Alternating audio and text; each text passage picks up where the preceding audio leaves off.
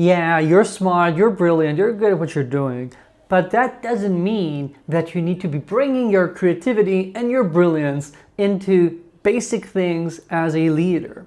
As a leader, I don't want you to reinvent the wheel. I don't want you to have a novel org structure. Instead, I want you to have the most boring thing you can do that still gets your team moving forward. I want you to have your focus elsewhere.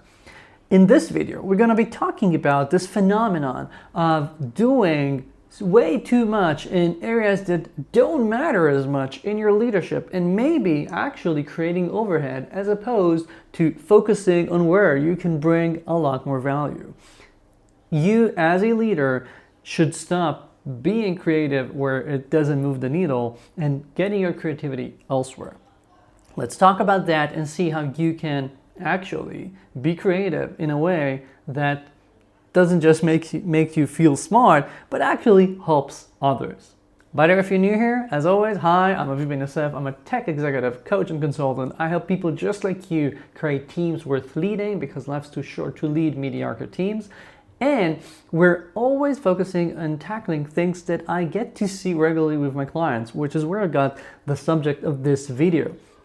I happened to notice that I was shooting down ideas from a couple of clients about new approaches of doing things. And I was like, why are you even wasting your time doing this?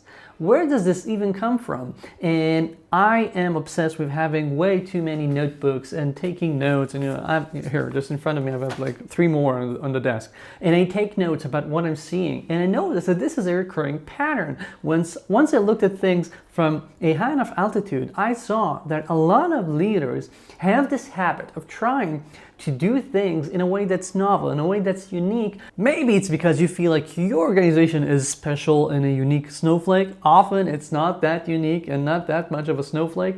Or because you have the need of doing something. You want to feel like you're moving the needle. You have some impact on your team, and that's the easiest outlet. However, often that's not how we create the best teams, and we actually just add more overhead and make things more complex without getting a lot of benefit out of that. So let's talk about which types of overhead I usually see a lot, just to give you these examples of how people reinvent the wheel, sometimes not even recognizing that, and then but where your efforts should go. So just a few examples. Someone recently talked to me about doing this reorg where one group would work like this, the other would actually be a Kanban working like this in an entirely different structure, and they would manage each one differently, even though the two groups work a lot together, have a lot of collaboration, meaning that one working like this and the other working like that would be adding so much overhead in making things a lot more complex for collaboration,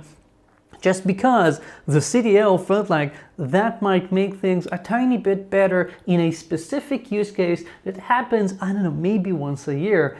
And it felt like something very innovative, something new, something that was exciting to talk about. And I'm like, yeah, cool, but no one cares. No one needs that.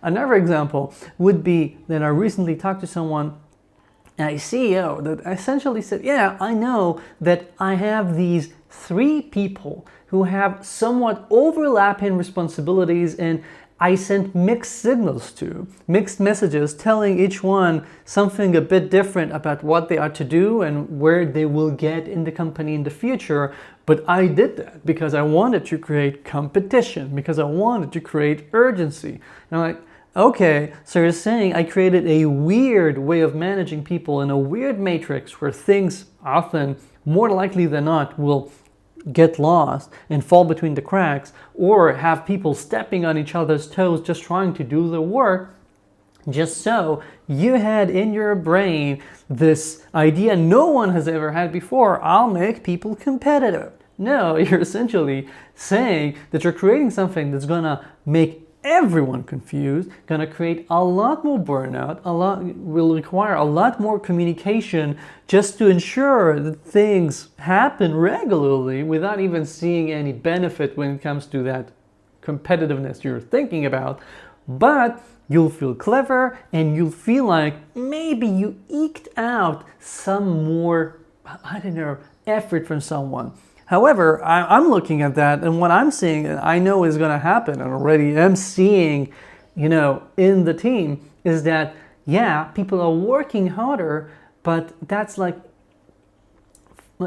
doing that effort, not getting anywhere. We actually have to work more to get the same things done because we've added complexity, and now, yeah, maybe I look more like a tough guy because I walk around with that extra weight on my shoulders, but that extra weight is dead weight. I'm not getting any value from taking it from A to B. I might as well just walk without it, get there faster without, looking like a tough guy, but getting the same results or even better and faster. And that's the same thing that you get when you're inventing the wheel and making things more complex or unique just for your specific case without having a very clear example. A very clear reason for why it ought to be different.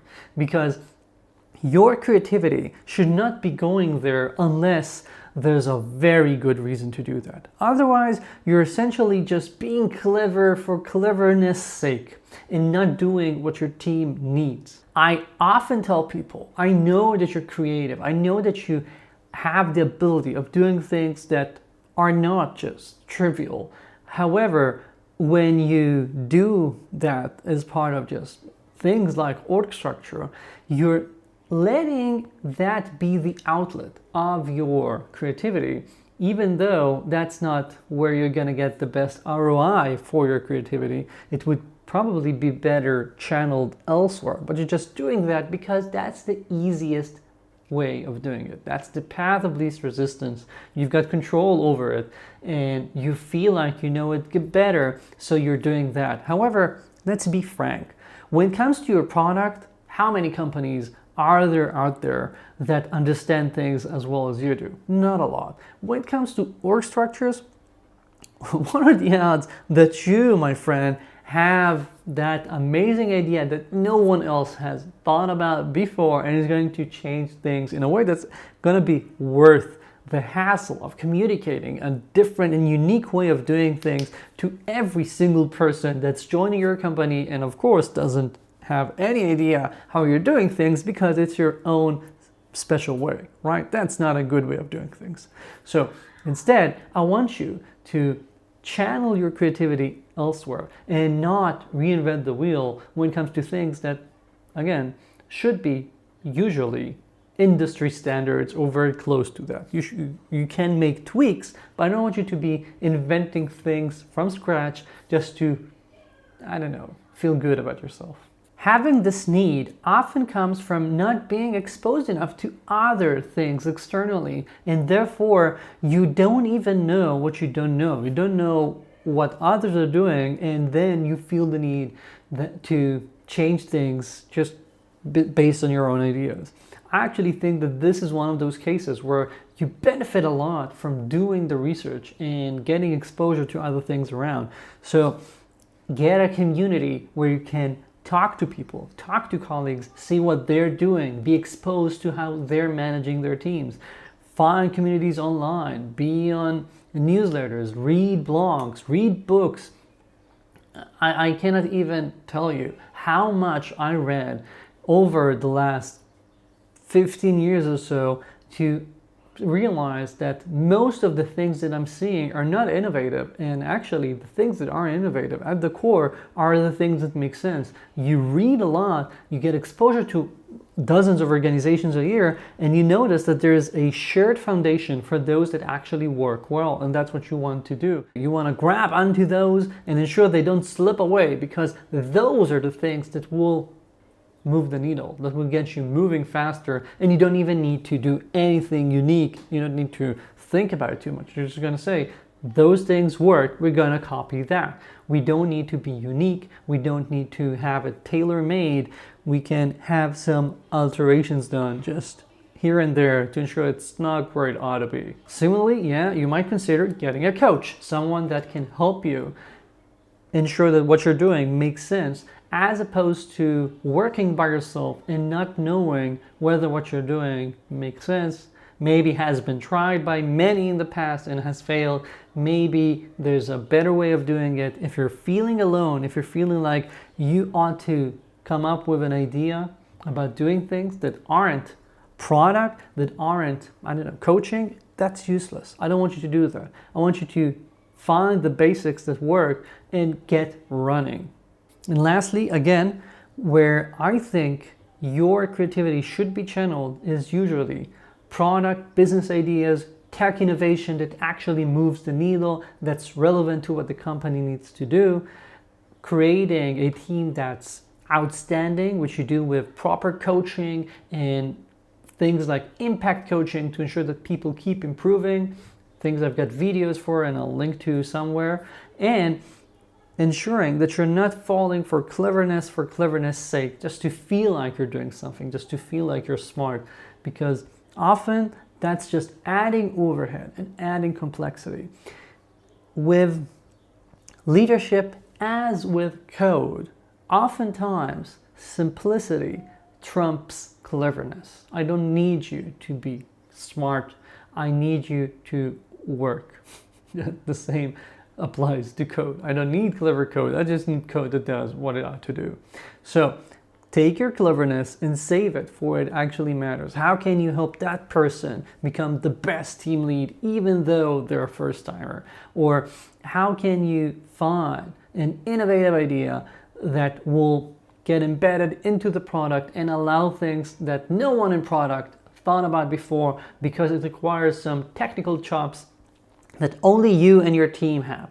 That's the sort of stuff I want to see. All right, that's it for this video. If you have some ideas, if you want to let me know what you thought, let me know in the comments. And I'm reminding you, I've been saying it for a bit, but I'm recording in advance, so I'm not sure when these will be scheduled to go out. But I'm pretty sure that this, by now, that when it comes out, this is the last call to grab Unplugged with Aviv at ridiculously low introductory pricing. The link will be in the video description, so check that out, and we'll see you here in the next video. Bye.